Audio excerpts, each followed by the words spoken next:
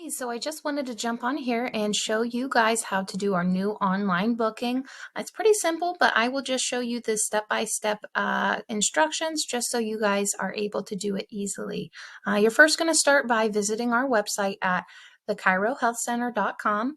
From there, you will see this page. You are then going to click Book Appointment. And if you are an existing patient, you can click this link right here. From there, you are going to log in. If you do not already have an account set up, you can create an account by clicking this button here.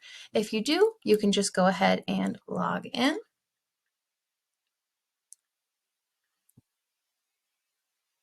And from there, you will reach this page. On this page, you will be able to click here to book appointment. You're then going to pick the location, and then you will pick your date and time. Just going to pick a random date here. On this page, you will then confirm your appointment. And then finally, your appointment is booked. Everything is all set up, but you can additionally check any other appointments from here. You can see any future appointments and any past appointments.